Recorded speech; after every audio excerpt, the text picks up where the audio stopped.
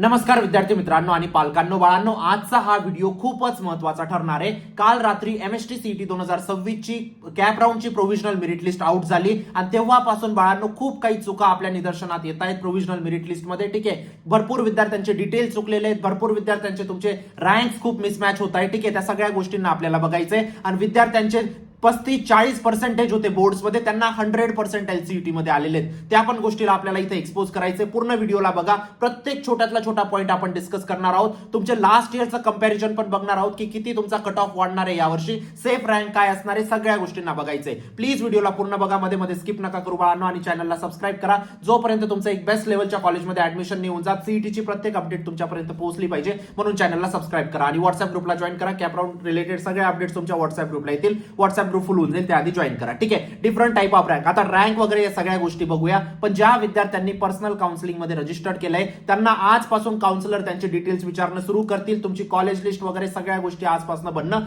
सुरू होऊन जाईल। ज्या विद्यार्थ्यांनी अजून एनरोल केलं नसेल लगेच एनरोल करा, लिंक डिस्क्रिप्शन बॉक्स मध्ये टाकलेली आहे। 4 ते 5 दिवसात बॅच क्लोज होणार आहे, लवकरात एनरोल करा, लवकरात लवकर एनरोल करा, जेणेकरून तुमची काउन्सिलर तुम्हाला अलॉट होतील आणि तुमची कॉलेज लिस्ट मेकिंग वगैरे सुरू होऊन जाईल।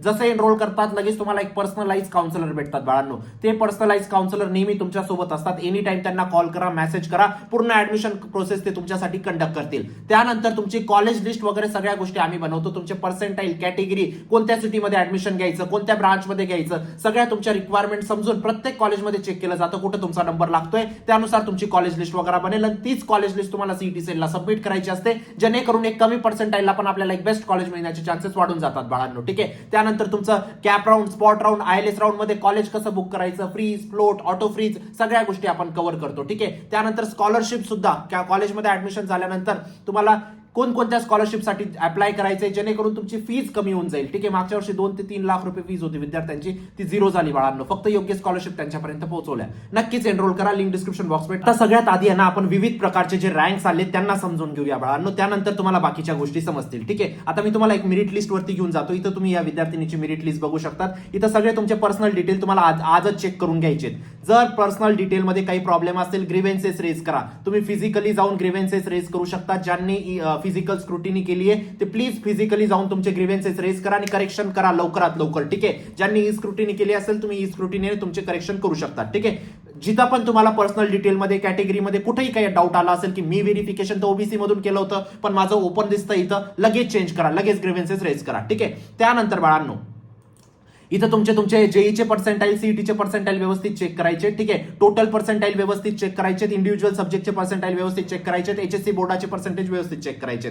आता जी सगळ्यात महत्त्वाचा कॉलम आहे तो हा कॉलम आहे बाळांनो, ज्याच्यामध्ये तुमचे डिफरंट टाइप ऑफ रँक्स तुम्हाला दिसत आहेत। ठीक आहे, आता पहिला जो रँक असतो तो असतो तुमचा PCM state general merit number. ठीक आहे, पहिला कोणता असतो बाळांनो? तुमचा state general merit number, general merit number.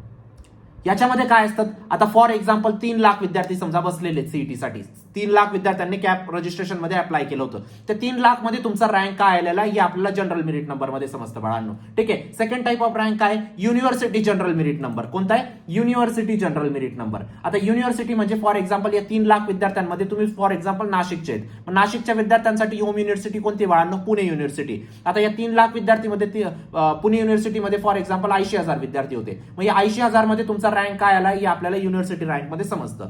ठीक आहे, त्यानंतर तिसऱ्या प्रकारचा रँक कोणता आहे बाळांनो? तुमचा कॅटेगरी मेरिट नंबर। ठीक आहे, आता या 3 लाख विद्यार्थ्यांमध्ये फॉर एक्झाम्पल विद्यार्थीची रँक ओबीसी आहे। आता ओबीसी मध्ये फॉर एक्झाम्पल 1 लाख विद्यार्थी बसले होते, या 1 लाख मध्ये तुमचा रँक काय हे आपल्याला कुठं समजतं? कॅटेगरी रँक मध्ये। कुठं समजतं? कॅटेगरी रँक मध्ये, है ना।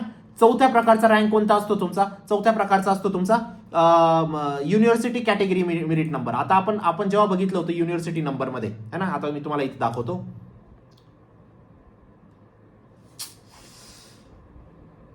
स्टक हो गया लैपटॉप, फक।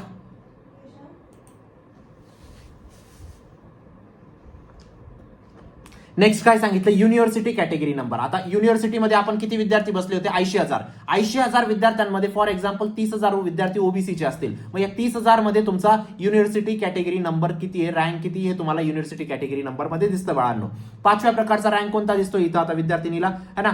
PCM ladies university rank number, ठीक आहे, sorry PCM ladies state number. आता या 3 लाख विद्यार्थ्यांपैकी फॉर एक्झाम्पल 1 लाख लेडीज होत्या, मग त्या 1 लाख मध्ये विद्यार्थीचा नंबर काय आलेला आहे, लेडीज रँक. आता हा जनरली बॉईज साठी नाही दिसणार, ठीक आहे. त्यानंतर रँक कोणता दिसतो तुम्हाला, university ladies rank. For example आता 80,000 विद्यार्थी होती पुणे युनिव्हर्सिटीमध्ये, 80,000 मध्ये 50,000 लेडीज होत्या फॉर एक्झाम्पल. या 50,000 मध्ये तुमचा युनिव्हर्सिटी लेडीज रँक किती आला हे तुम्हाला या 50,000 मध्ये समजेल, ठीक आहे. त्यानंतर तुमचा काय बाळांनो,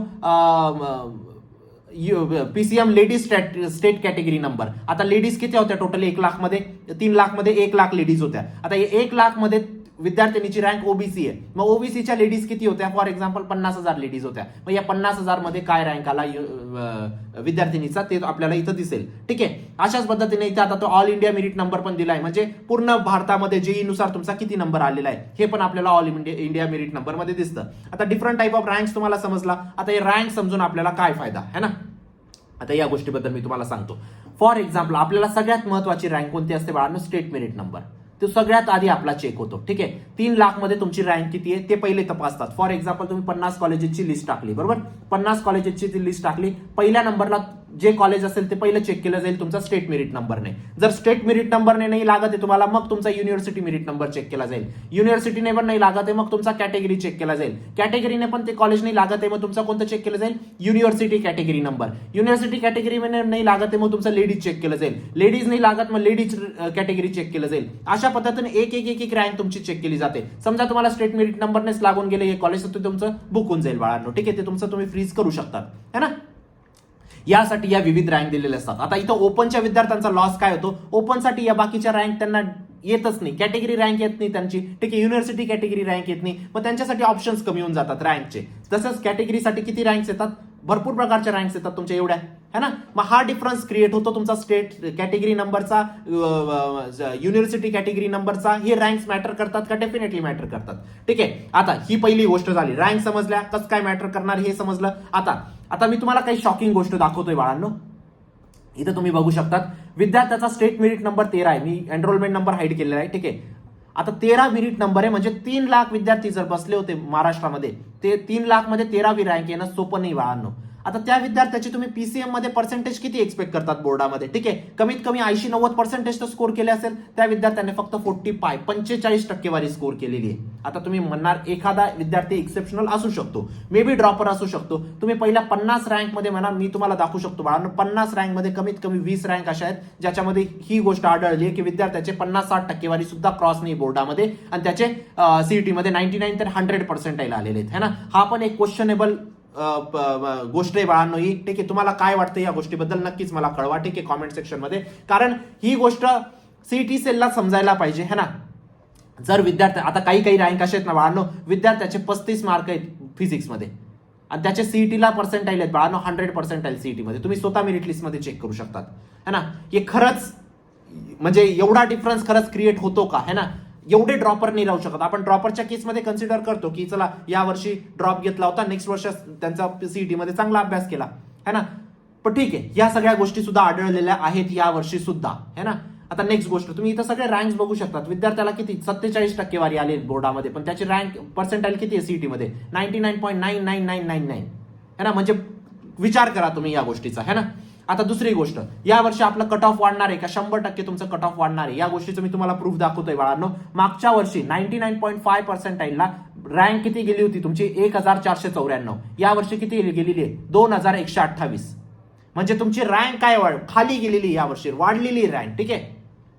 आता समजा 99.5 ला सीओईपी भेटत होतं लास्ट इयरला है ना, त्याची रँक किती होती 1494 रँक होती, त्याला सीओईपी भेटत होतं. या वर्षी त्याला सीओईपी नाही भेटणार. या वर्षी त्याला, कारण 1494 रँक थोडी क्लोज झालेली आहे, 2100 रँक क्लोज झालेली आहे. डिफरन्स 634 स्टुडंटचा आहे. हा 634 स्टुडंटचा डिफरन्स 99.5 साठी आहे. जसं जसं तुम्ही खाली जाणार हा डिफरन्स वाढत चाललाय बाळांनो. तुम्ही बघू शकतात 4200 4600 एवढा डिफरन्स वाढून चाललाय. आणि एका कॉलेजमध्ये विद्यार्थी किती असतात 800 विद्यार्थी असतात सगळे ब्रांच मिळून सुद्धा है ना. एवढा डिफरन्स तुमचा खाली जाणारे कट ऑफ वाढले 100% वाढलेले आहेत है ना. आणि वाढणार प्रत्येक कॉलेजचं. लास्ट इयर जर तुम्हाला सीओईपी 99.9 ला भेटत होतं, यावेळेस सीओईपी तुमचं 99.95 ला भेटेल बाळांनो. यावेळेस सीओईपी तुमचं 99.96 ला भेटेल. कट ऑफ वाढणार 100% वाढणार है ना.